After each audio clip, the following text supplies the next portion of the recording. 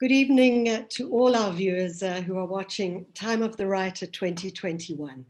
My name is Michelle Constant, and I have to say it was on the 16th of March last year that I was in Durban, eThekwini for the launch of Time of the Writer 2020. And as usual, the balmy KwaZulu-Natal weather reminded me of my childhood days, and it wove around my skin damply. And yet there was another thread at that time. It was one of anxiety, like a hook that bound us, which is to quote a great band. The president was about to speak. We were told of the threat of this virus and we learned of lockdown. So I called a friend who sits with me on the SA tourism board and I said, what should I do? I asked her, I didn't know what to do. And she said, go home now. She said, catch the next plane home. And I did that. In fact, we all did that. And we entered a year as best described by the Washington Post as one of sorrow and stamina, defiance and despair. Today, we're still part of that tapestry woven through with so many emotions. And as we watch the waves of the virus crashing onto our lives, looking towards a third wave, much like a Durban beachfront surfing opportunity. Sometimes the waves are small, but sometimes we really, really struggle to surf them. So on behalf of the University of KwaZulu-Natal, the National Department of Sports, Arts and Culture, the KZN Department of Arts and Culture, the French Institute of South Africa, STAND Foundation, the Foundation for Human Rights, the National Institute for the Humanities and Social Sciences, the Mbiza Journal for African Writing and Hear My Voice, I'd like to welcome you to an extraordinary panel today. 4 absolutely extraordinary people. They are writers, they are health practitioners, and they're going to help us try and understand what writing is and creativity is in a time of COVID. So on the panel today, I'd like to welcome editor, writer, poet, teacher, and scholar, Helen Moffett. I'd also like to welcome pulmonologist and author, Dr. Emmanuel Taban, and clinical psychologist, psychoanalyst, and health advocate, Coralie Trotter, as well as writer, theatre maker, scholar and essayist, Professor Nadia Davids. Nadia, I am going to start with you. And what I'd really like you to do, if you don't mind, is just read us a paragraph from your fantastic essay on the first 40 days, notes from a South African lockdown, if you would. With pleasure, and thank you so much, Michelle, for that very beautiful, sensitive and lyrical introduction. So I think you're helping us to make sense of this time as well. So thanks for the invitation as well to read. This was an essay that I wrote within the first 40 days of the lockdown when I was trying to, I suppose, find my way through the disorientating, grief-soaked moment that we all found ourselves in. So this is the first, if I made 2 paragraphs, is that okay? One is okay. At first, you wake up each morning determined to make something of your day. You will be your best self. You will feed your children, homeschool without complaint, entertain them, be entirely present. You will work, exercise, meditate, practice mindfulness, make lists, both to do and gratitude, clear clutter, take up an art project, read, bake, plant herbs, plan meals, set aside time to speak to friends.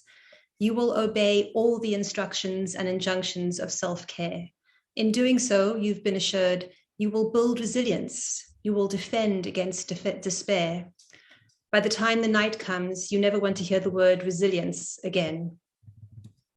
Sorry, just go down.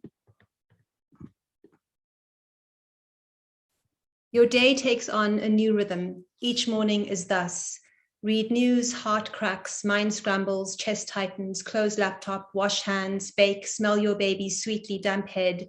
He is new to the world, just arrived. His age and the length of the lockdown will become intertwined. You draw him close at every opportunity and wonder what sort of world you will show him while you try to explain to your 6-year-old that he can't go outside for a few days. You go over every interaction with maskless persons during those rare forays when you do go out. Did they come too close? Did they cough, sneeze, wheeze, close in beyond 2 meters? You resolve never to leave the house again. You bake, read news, homeschool, bake, wash hands, allow yourself to entertain conspiracy theories, berate yourself for entertaining conspiracy theories, think I really should write about this, try, fail, think actually it's hard enough to write about this, I don't want to live it. You feel wild flashes of envy towards people who have big gardens, followed by waves of guilt about people who have nothing. This disorientating toggle between two opposing states becomes the most predictable thing about your day. You think, is my chest tight? And ask your husband, does my chest sound tight to you? You're fine, he answers, you're okay, I promise. You listen to your 6-year-old tell you about last night's mare, when a giant fly, the bug, crawled up the side of the house and into his room, and even you couldn't defeat it. He looks worried as he tells you this. It's okay, you say, it was just a dream. Thank you so much, Nadia. You know, you speak for so many of us with that particular article. And yet what's interesting about it is that you never ever refer to yourself in the first person. And I was thinking it's a bit like Tsietsi Dangaremba's this mournable body. It's a kind of distancing of yourself. And I wondered, did you feel that that's what you were doing when you were writing? I'm not sure. I mean, I think sometimes it's a strange thing, and I don't know if Helen would speak to this as well, is that sometimes the style, the form just sort of announces itself. And I don't really think too much about whether it's a play or a poem or first person or third person. I just sort of go with what's coming. And yet at the same time, and I'm somebody who minds my own life a lot for writing, this is the most personal, most revealing piece I've ever written. And so it was interesting to me that I was kind of detailing the minutiae of my own day and my own crazed neurosis during this time. And yet it seems to be the thing that's connected with quite a wide spectrum of people. So that for me was very interesting as well, that, we always think that our neurosis is so particular to ourselves until we share, and then suddenly it's, yeah. So, I want to take this to Nadia, not Nadia, I want to take what Nadia was saying to you, Coralie, as a psychoanalyst. If you could try and frame this time for us. I mean, in my discussions with you, we've spoken about trying to make meaning. And for some writers, it's a time to make meaning. For other writers, it's virtually impossible, and Helen will talk to that later, to make meaning at all. I wonder if you could just maybe frame it for us. It's interesting how Nadia started her reading with, she was determined to be her best self.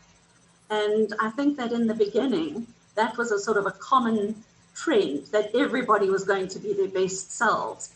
And actually that was very unlikely to be the case, because most of our coping and defense mechanisms were stripped during this time, and lockdown just amplified that in terms of literally taking away concrete coping and defense mechanisms. Also, it has been a disaster because of the extent of the damage and the loss, and it is dystopian because there's such massive dysregulation on so many levels. And a huge amount of energy goes into having to navigate that. Whether we're aware of it or not, the way we usually take things for granted fell away for us. And so energy has to be invested in learning about the world again, what's safe, what's not safe, exactly as Nadia was writing. And we're an economy. So when we've used up our energy, we've used up our energy. So if we get to the point then that we're overwhelmed, it's very hard to be our best selves. There can be a point where there's enough processing that then the turbulence can promote growth and creativity. But it's a real balancing act, and the harder it is inside or in terms of the world outside, in the home, kids helping them with school, not having a home, not having money for food, the more energy that demands, the harder it is to be creative and to play. And the harder it is just to have leisure time, all kinds of things are impacted upon. So Coralie, I mean, I think that Nadia used the term to defend against. And one of the things, and I must just say to our listeners here, that I've had this incredible opportunity of speaking to all our panelists privately and separately to this conversation. And there was so much profound stuff that came out, and I'm hoping that I can tease some of that stuff out and weave it through. But when Nadia talks about defending against certain things, one of the things you spoke about, Coralie, was the idea of the Buddhist theory of the near enemy. And I wonder if you could just explain that for us in this particular context. Yeah, that, you know, the problem in a situation like this is, unfortunately, we need radical doubt and radical hope, because we're having to learn from scratch about the, well, not from scratch, but we're having to relearn about the world we live in, new rules. But the biggest difficulty is that we are meant to seek out people. And in this situation, we're not only losing affection, connection, hedonism with other people, the other person is actually the threat, the danger, the host.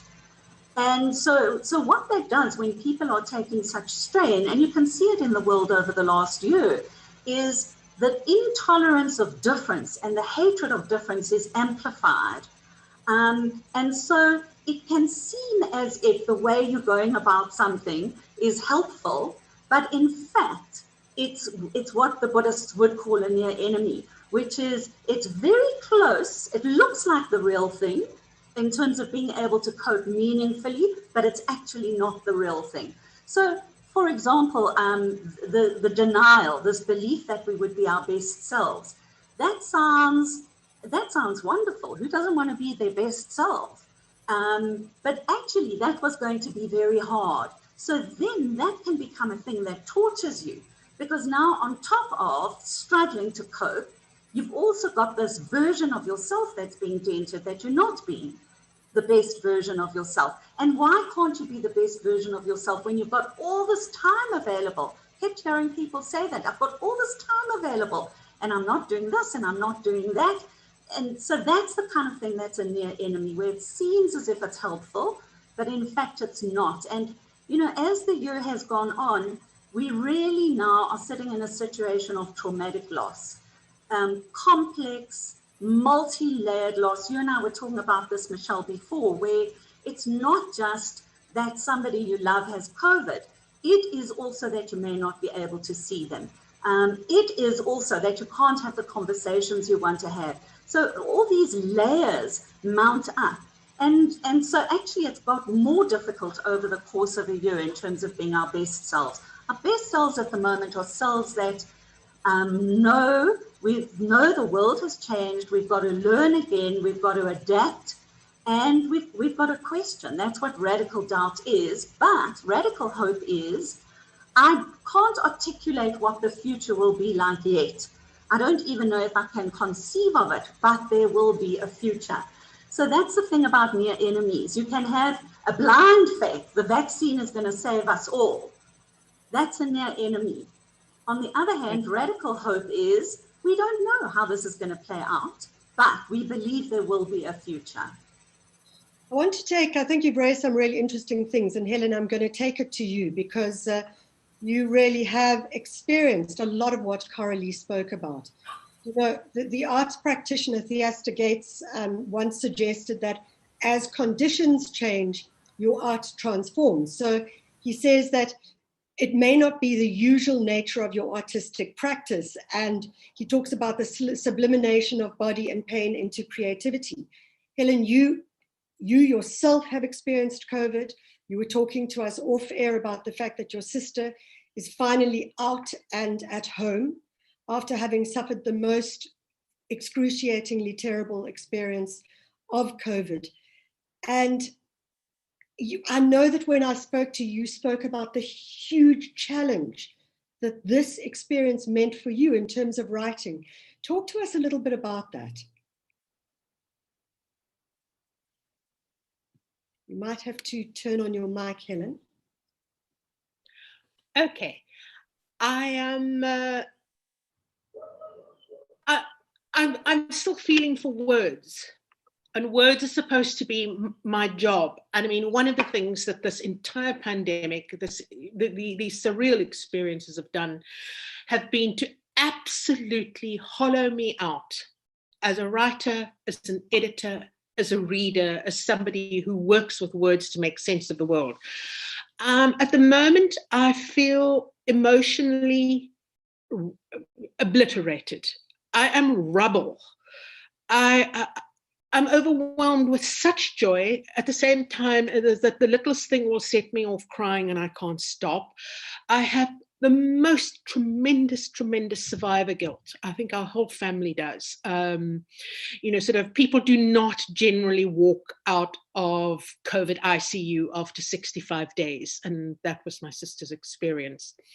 And as I said, as I was telling you earlier, for 6 weeks, we didn't know whether she was going to live or die. And I didn't relax until she actually came out of hospital, because I was so terrified of these hospital-acquired infections. And she just got one after another.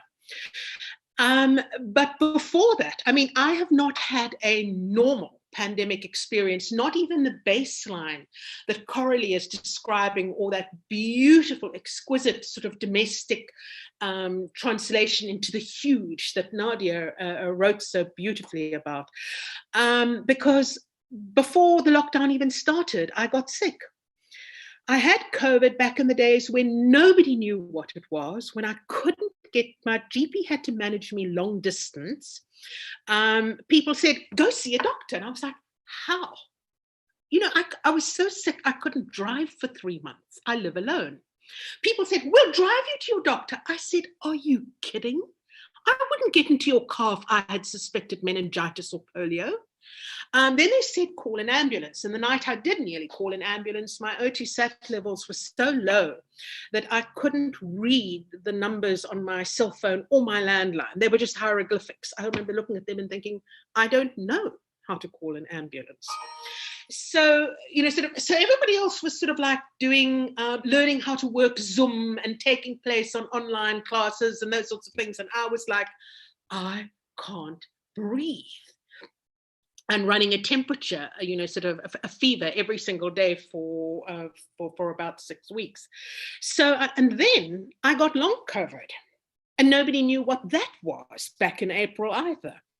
I remember my GP saying to me, I don't see how this can be COVID because you're still 6-7 weeks down the line. He said, according to the World Health Organization, you should have gotten over this in 2 weeks. That was how little we knew. So I was accidentally at the forefront of a process that nobody knew anything about. And you get to sort of like a time of life where you think, well, I haven't been through X, Y, Z, but I've been through a lot of stuff. And I think I know how I'll handle X, Y, Z. No, nothing prepares you for getting sick with an unknown, unnamed, a misunderstood virus at the beginning of a world pandemic. And then things started looking up, although I still couldn't read, I still couldn't write, I still couldn't work.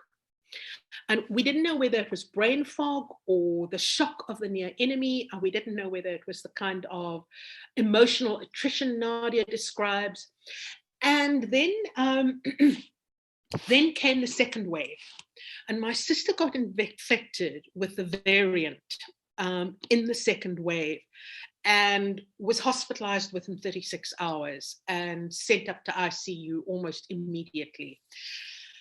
And then I thought, then I discovered what obliteration really meant. I still haven't separated out.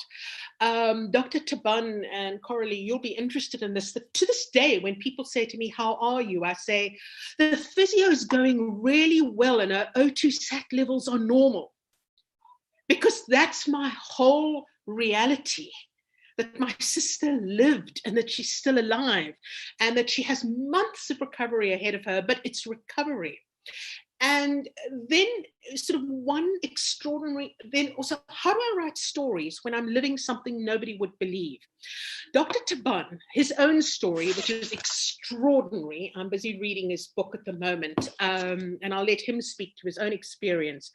But having gotten here as a refugee child, he is now one of the country's top pulmonologists, and he has pioneered the use of bronchoscopies, which is not a new technique, but he's the one who pioneered it for COVID patients.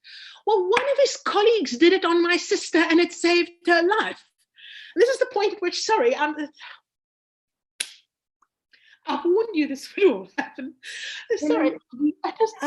Let me jump in there for a moment, because I think you touched on we spoke about this, and you said how emotional you would feel and how difficult it has been. And we're going to pass on to Emmanuel in a moment. But one of the things you said to me, which I found really moving, was how you said you sent little emails to yourself because you couldn't write. And a lot of us followed you on social media, and we saw, maybe 140 characters.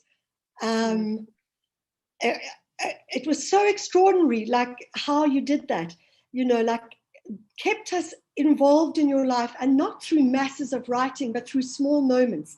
And then you said to me, what you did do was you started writing really bad poetry, which I suspect was not really bad at all.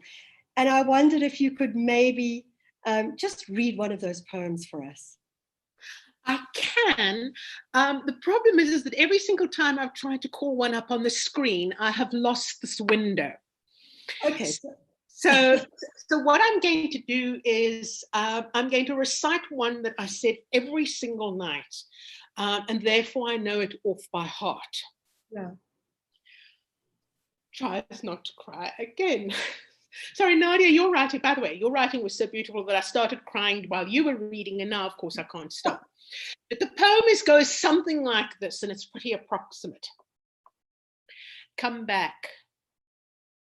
Come back to us. Come back to your parents. Come back to your sister in Britain. Come back to your nephew, your niece. Come back to your daughter. Come back to your home, the home you made such a nest. Come back to your sun-trapped patio. Come back to the work unfinished on your desk. Come back to the book half read on your bedside table. And then after about 3 weeks, I started saying this: stay with us. Stay with your 80-something parents. Stay with your daughter, terrified and traumatized. Stay with your little dog who is so heart-wrenchingly confused. Stay with us. Stay with me. Stay. Helen, thank you so much. That's really beautiful. I don't know why you ever said what you said about your poetry.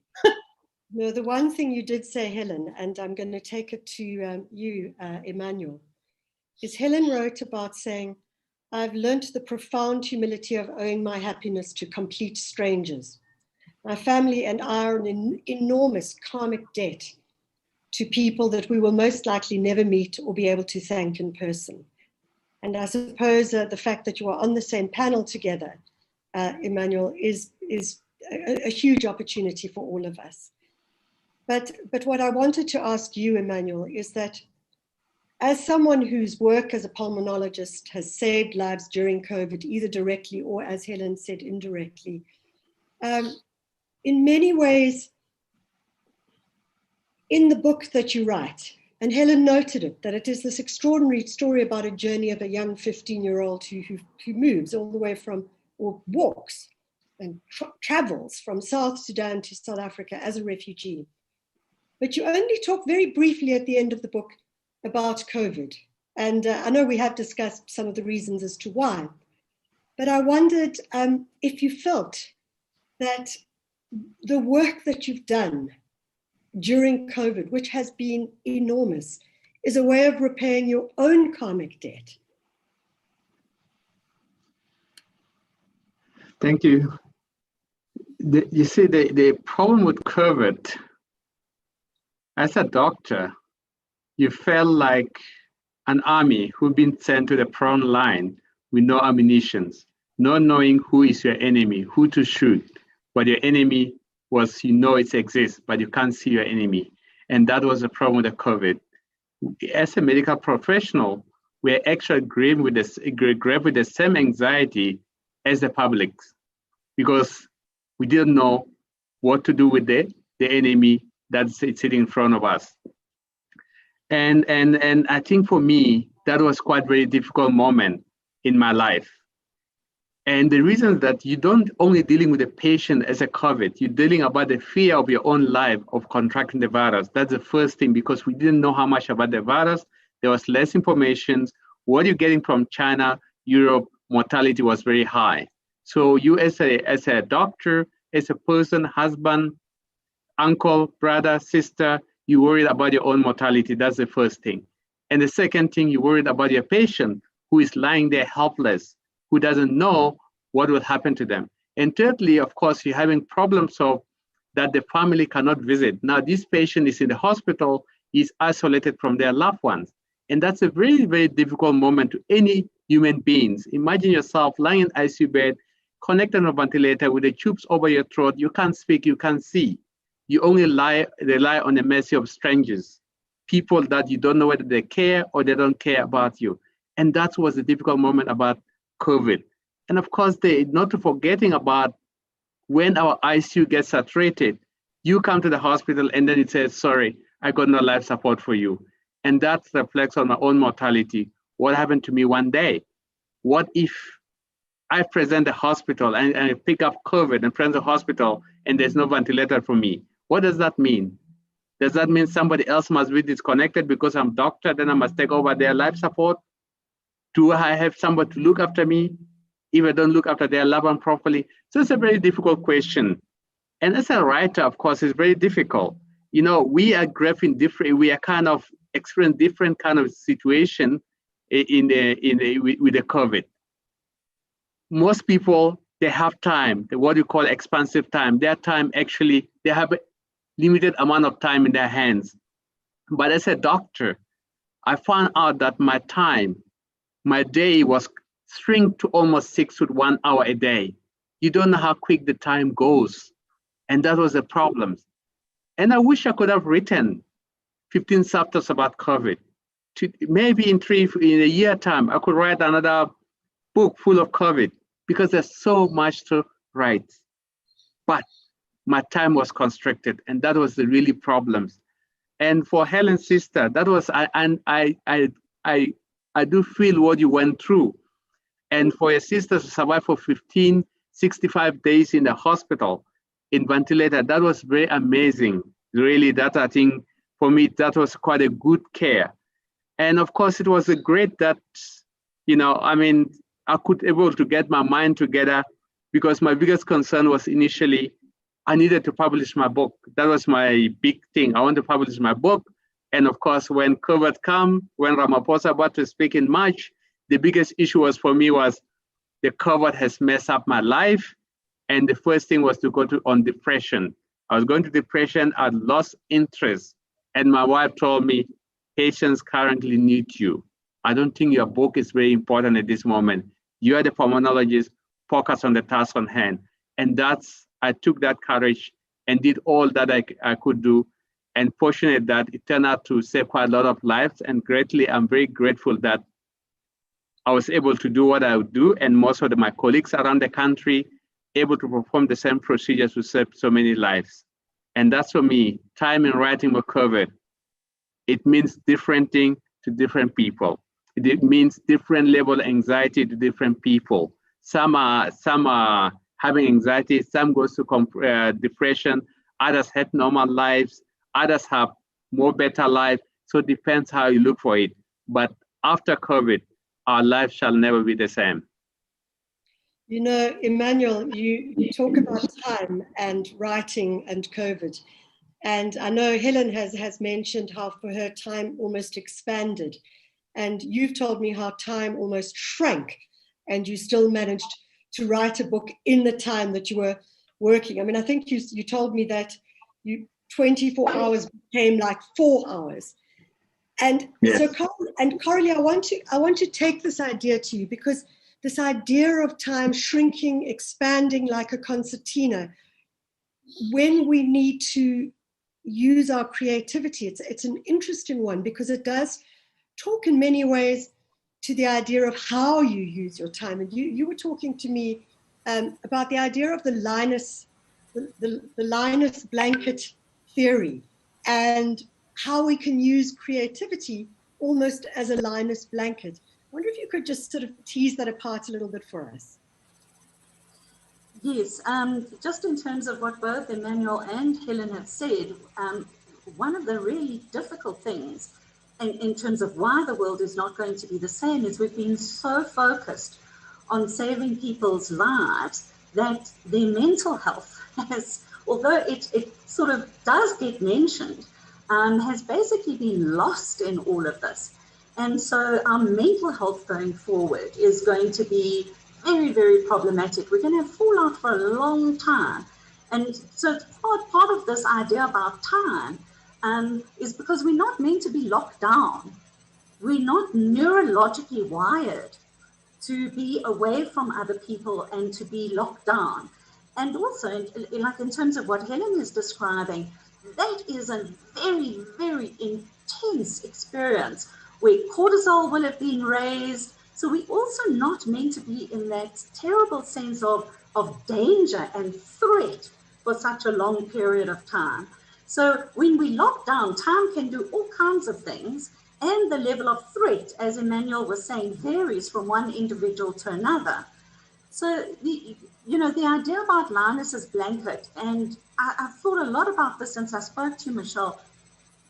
This idea of what does it mean to be creative or to write during a time like this? So Winnicott's theory, he was a pediatrician and a psychoanalyst, was that as we move away from clinging to the mother or the caregiver, we find and start to deal with the mother's separateness. We can find an object, he called it a transitional object, and that object stands for the mother, but it's the baby's creation. So it comes from the world, but the baby gives it meaning. And that is a place of enormous ambiguity. So his understanding was that all art takes place in what's called a transitional space, because whatever you're given from the world, the viewer looking at the painting or listening to a piece of music or reading a book will attribute their own meaning. And so you land up with something that is me and not me. And it's not the other, but it is the other. And you're not supposed to ask the question, where did this come from? And what did Shakespeare mean? Of course, we ask that question all the time. You're meant to tolerate the paradox. The difficulty is when we are overwhelmed, when lots of people have overworked in this last year, it becomes much more difficult to tolerate paradox and to tolerate ambiguity.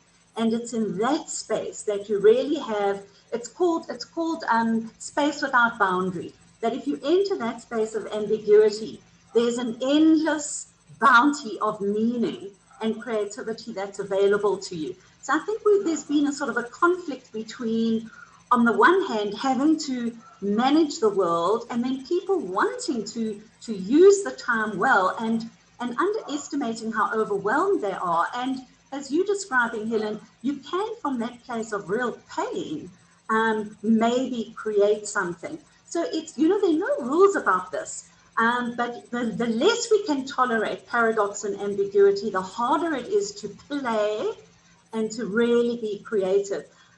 It doesn't mean you can't create something, but the experience of it might be that there's more of an edge.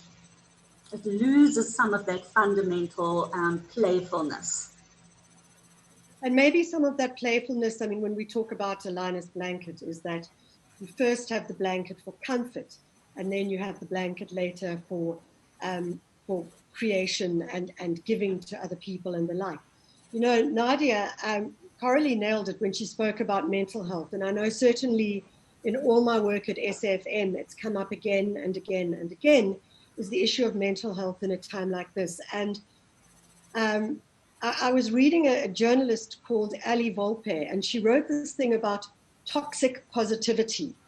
And she called it toxic positivity versus tragic optimism, and that unrelenting positivity of those who paint very negative emotions as a failure or a weakness. And I'm quoting her on that. And in fact, you touch on that in your one article, but in so many different ways in your writing. And I wondered if you could talk to us about that as well, because it's obviously something that is weaving its way through your work as you think about it. Great, thank you. And thanks, Coralie, for mentioning Winnicott, because of course, at the moment, the good enough mother has become the mantra, I think, for every parent during COVID. trying to assure ourselves that we're somehow meeting the expectations and responsibilities under very difficult circumstances. So I think what I was trying to talk about with especially with the lockdown piece in terms of this idea of toxic positivity was that I was, I just had my second child, and I think everybody was sort of trying to rally around and transform it into some sort of a positive experience. Sort of talking about how, well, it's just wonderful. It's time exclusively for you and your family, and how amazing you can have this intimate experience together. And I completely understand the impulse to do that, because we're desperate to reframe things, to make them manageable. But of course, that prevents us from actually metabolizing what has happened. And it prevents us from actually engaging in a profound way with how the core of everything has been shaken. I mean, I think it's also a very middle-class trait, right? So this kind of immediate need to reorganize the world on terms that feel manageable for us. But the fact is that, of course, our country was rocked in the most devastating way, in very, very real material terms for most people. And then I think in terms of, how does one move through that? And thinking about creativity, I think very much about what's been lost, and that it's a time of grief, but it's also a time of profound and incalculable loss for people. And the loss of people is so essential. And I think Coralie was speaking to this, and Helen, when you were describing your kind of period of prolonged isolation, it really came to me as well, because of course, writers by nature are isolating folk, and we like to be alone. But the secret is that we also crave people. And we crave people because that's the space in which our stories come from. And so I find myself in this kind of bizarre space where I am missing strangers. And by that, I mean, I miss the jolts and surprise of a benign encounter with a stranger. I missed for a long period. I mean, it's coming back a little bit now, but I live in Woodstock, and I missed listening in on people's conversations. I missed hearing the snatches of life and these fragments of life coming in and at me. And so I think that's going to be something that writers and creative artists have to grapple with, because, for writers like who sit and write and work on their own stuff, the world has stopped flowing towards us, and we can't join the jolt and movement of the world. For my other milieu, which is theatre, we cannot gather. And so everything about aliveness has been lost. And I think that's something that is also something that we're going to have to think through, is that we've lost communal assembly. We have it in some form when there is protest and gathering, but we've lost creative assembly. And so I think that it's a way of trying to gauge what are the losses, and how do we make meaning out of them, and what are the creative spaces that have been lost. It's enormous. It's impossible to grapple with. I mean, Nadia, it is enormous, and I want to just tease out that idea of the theatre a little bit more, because as someone who, I mean, my whole life was based on going to watch live music. I mean, the smell of being in a small bar, where people were drinking whiskey and rubbing up against one another, as you mentioned that, and then hearing the music and the closeness that you could, where your body felt it palpably. It's so profoundly difficult to deal with that. And as a theatre writer, I wondered how you were coming to terms with that. Well, I mean, I had, Helen had this lovely and rapacious and terrifying phrase when her book came out, where she said, "COVID ate my book." And I felt such sympathy for you, Helen, because COVID ate my new play. I had a play that was going to go up at the Fugard, and of course the Fugard there's closed down, probably permanently. So there was the personal loss of that, which of course one can overcome in the grand scheme of things. It's very little. But in the wider range, the act of gathering together and sitting in that kind of hushed, dark space before a story unfolds, it's such an ancient part of who we are, and it's global. There's something very sacred about that space, those sort of small moments before the lights come up, before the story begins to unfold before us. And of course, the thing about theatre is its liveness. It's the same with music. It's something that is experienced individually, but we experience it in a collective. And so there were all these sorts of suggestions of, well, why don't you just transform the play into a screenplay? And everything inside of me cried out, no. I mean, I respect film. It's an incredible art form. But you know, the context of this particular work was live, and it's about bodies being together and sharing a story for a particular time, and also knowing that that story will never be replicated in precisely that way, because theatre is all about being human. For me, it's in the same with music. It is to interpret anew every night at a slightly different register the same story, and that's a big thing to lose.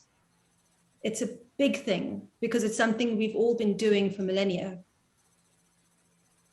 Wow, thank you, Nadia. I actually got goosebumps there, little goosies. So, you know, I want to just say this to our listeners that please, at this point, as we go into the last 15 minutes of our conversation, you're welcome to send your questions. I know that there is a question that came from Facebook from Chantal Bouy saying, it's a great discussion, and could our panelists please discuss or speak a little bit about the online tools and resources that will help with writing for well-being or as a form of therapy during these trying times. And I'm going to ask all of the panelists maybe to respond to that briefly. But Emmanuel, I want to just go to you quickly, and I want to just ask you, and I think it does actually answer that question or talk to that question in a way, which is this idea of how what you write opens up, and it may not open up for you as a writer, but certainly for us as listeners and as readers, what you write opens up a space for breathing for the rest of us during COVID. And I have to say that I am using that word breathing knowingly, given what it means to us in so many different ways. But Emmanuel, for you, the writing of it and knowing, even seeing Helen, put your book up there, what does that mean for you as a space that you have offered us to breathe? Yeah, I think it meant quite a lot, the fact that I could able to find that space despite my constricted time to be able to write something for the obvious to the listeners, and also for the audience to read about the, you know, to read more about the COVID-19. But it's kind of very difficult, I think, on the medical professional side as compared to the non-medical professional, because I think currently with the COVID, actually the medical professional were more engaged on that, engaged on the fight against COVID as compared to that. So I think for me, writing, it's like give you that breather. It can be a kind of therapy for many people, you know, because many people relax differently. So I find it probably that was the only thing that I was able to do in between my time, was try to write about COVID in between, you know, because apart from that, I actually lost everything about my life. You know, I lost being happy because I spend 80 to 90% of my time at work. So when I have a break, I end up being on my computer writing something small, and as a way to kind of try to relax and try to get out of ICU. And so, yeah. So I think regarding tools, of course, there are quite a lot of tools available online for writing and also for dealing with the COVID. I think for me that should be. I would probably not have a particular website to give them, but I think that those should be available. So I think on my experience, definitely I find it's been a difficult moment. I couldn't express myself in a lot of aspects, which I would love supposed to do, to express myself a lot better in writing during the COVID. And I think it's a time that probably is that going to be one of the best experience that I have during COVID, and I hope it will not happen again. You know, I would like to write the next book having free with no pandemic over my face. I mean, I think we're all hoping that as well. Helen, you really did use writing as a tool, and perhaps you can help our listener, Chantal, just think about it in terms of how you thought about it. You need to put your microphone on. I just did. I'm touched that you mentioned my presence on social media, because I think the journalist Gus Silber and I shared, it's fairly early on in the pandemic, that I certainly felt I couldn't write anymore. but I could still post on Twitter and on Facebook. Although there were periods that I couldn't. I went silent for 6 weeks when my sister was at her most critically ill, and there were other times during this whole awful year. And then Nadia reminded me that in the middle of all of this, you know, sort of, I brought out my first novel, and it got eaten by the pandemic. You know, sort of, I was supposed to go on a book tour to the UK, and it was going to be all glamour, glamour, glamour. Well, I celebrated the launch of my book sitting at home behind a Zoom camera running a temperature. But what I wanted to say to Chantal and to many people like her is that send yourself emails. And that is how I actually wrote a chapter for Melinda Ferguson's collection, the Lockdown Collection, and a book of essays that came out early on in the pandemic. I just wrote myself an email every single night. I felt so lonely. I was so ill. I was so isolated. I was afraid that I would die and nobody would know what had been happening or what was going on. So send yourself emails, post on Twitter, post on Facebook, but then I want to talk about the other, sort of about resources as well. And I discovered, I'd always thought, and Coralie will laugh at me, and so will Dr. Taban, that there was some secret comfort. There was some sort of specialist sort of help that was available when things were actually beyond unspeakable. And I say all this aware of the fact that I'm in a virtual room with a man who was tortured as a child and who, had to cross most of the African continent on foot.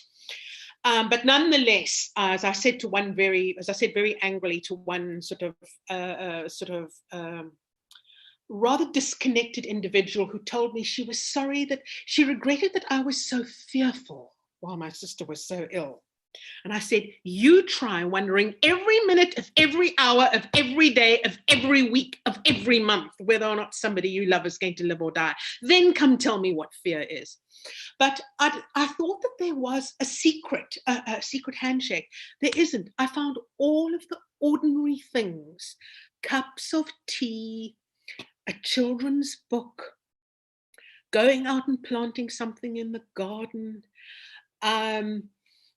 going for a little walk, a bird flying into the garden. I turned into a medievalist all the time my sister was ill. A heron flew into the garden and I was like, it's a sign, it's a sign. He's come to protect us, he's come to protect us. I found my opal ring, which had been missing for months on one of the worst days. And it's a family heirloom. And I thought, it's a sign, she's coming back to us. So look for signs and wonders all around you. And then I have the world's most carefully curated Twitter feed. I follow only about 200 accounts, and most of them are things like utterly wonderful, an hourly kitten, and book Twitter.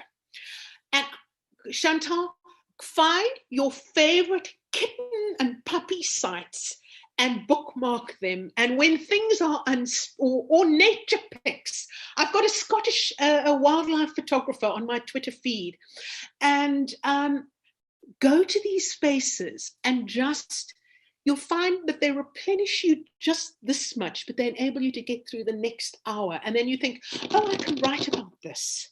And then bang, you're writing. I think I'm on all those same sites as you. Coralie, perhaps you can also just take it from the tools. Maybe they're not tools for writing, but they are tools for staying vaguely sane or just okay. Just tools for being okay in this time. I think the idea of space to breathe is a very important one. That we're all going to need a lot of space to metabolize the enormity of the pain and how things have changed. And you mentioned meaning right at the beginning, and Nadia said something about reframing, which would be another way of talking about near enemies or like the toxic positivity. Meaning doesn't arrive first, meaning arrives later.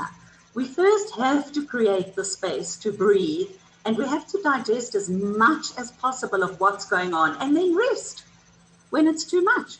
and then try and get back to it. The more we are able to process what's going on in real time at the moment, the better off we're going to be in terms of our psychological health afterwards. And I would say to Chantal that I would suggest that you try and form a small group of people who are interested in writing, because and that when the viral load or the levels are low like they are at the moment, meet in a safe way so that everything isn't so disembodied, and create a support group so that then when we get to the third wave, you go back onto Zoom. We all need to get into the world as much as possible, as carefully as possible. We cannot wait until this is all over. It's too damaging for us to be locked down, to not play, to not have contact with people, from the most profound to the most like ordinary and incidental that Nadia is talking about. So I would suggest, Chantal, try and do it with other people, even if it's 2 other people. Create a support group for yourself, and then read writings to each other and meet face to face while it's still safe. Emmanuel, I'm going to briefly go to you. You talk a lot in your book, and I've spoken to you on SAFM about the idea of passion in a time like this, and how passion and just figuring out your own sense of purpose. Just briefly tell us how you've used that now during this time. I think it was very important for me, especially as a doctor, to have a passion, because I think for me, if you have a passion, time loses its meaning. So it means my 24 hours that got cramped to 4 minutes, it becomes worthless because I'm focused on my passion. And that's very important, I think, for the readers, for the writers out there, to dive into their passion. Because yes, the third wave is coming. And the worst that you could do is to get consumed with the news about how terrible, how many people are dying, how things are happening. But if you dive into your passion, you'll be in the world in your own bubble, and hopefully you can produce a masterpiece in terms of writing. You never know what ideas will come. And I always say that the brain functions best when it's used at full capacity. So I think maybe COVID is not, after all that bad. It's allowed you to explore your inner being, what you stand for, your purpose. And I think maybe that's the time for it, because if you don't have that opportunity to explore your inner being, then you might not have that again in your life. And I think for me, use this opportunity with or without third wave, get to understand yourself and develop yourself and develop passion if you have not having enough passion. If you have it, increase your passion much more. You never know what might come out of it. I'm going to close off, Nadia. I'm going to ask you to do the closing words, and seeing as you started with them as well. In your article, you write a lot about baking and baking. I think at one time you end up commenting about how your home is becoming like Marie Antoinette's Let Them Eat Cake. And it's such a soft, delicious, excuse the pun, touch, but it is also so much about how family is important at this time, about how having that close, as you mentioned, the smell of your child's head. Close off for us, if you may, just telling us how you've used this time and how you will continue as we move forward into the future. Gosh, it's a tall order, but I'll try. I think what I'm experiencing in some ways, and I can only speak to my own experience, and it's a very privileged one in lots of ways, and I always go back to this relative to most of our people. It's a very privileged one, but I feel that part of how I'm processing it is because I'm having to metabolize the experience for my child as well, the one who's now 7. And so I feel like I'm living the experience twice, which I think is a normal state for parents anyway. But I'm having to actively work through each moment and try to make sense of it for him as well. So in that way, I've had to simplify explanations for myself as to why we're in a particular place. And in a strange way, it's been quite useful because it's an overwhelming and complex moment that we're in.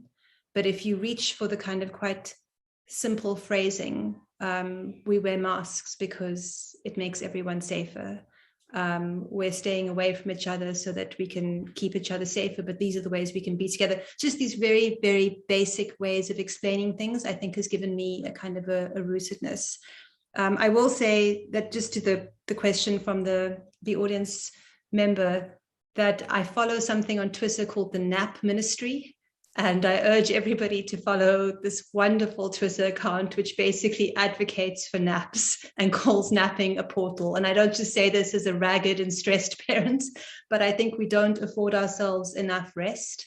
And I think that there's so much emphasis on being productive and positive and busy during this time, that actually giving ourselves the space to rest and rejuvenate, which is really what everybody has been talking about, is just something to hold onto as tightly as possible. Yeah. I think that's a wonderful space to end it on. And I want to say, Nadia, Helen, Emmanuel, Coralie, really, thank you so much. You've certainly given me so much time, and our conversations, and this conversation has been profound. You know, there's a creative director called Jerry Saltz, and he said that art is one of the greatest operating systems or tools that human beings ever invented to explore consciousness. And I think as we move forward in this really, really difficult time, your words have opened up so much for us, and your thoughts have opened up so much for us as you know, people living through it with you, as learning from you. So I want to say thank you for that. It's hugely appreciated. And to Time of the Writer and to our audience, I also want to say thank you very much. I wish you strength as we move forward during this time. And I wish you kindness and gentleness. I think if anything that has come out in this conversation tonight, it is that we allow ourselves that time to be kind, to be gentle, and to really just open up the world slowly, bit by bit. Thank you very much for joining us.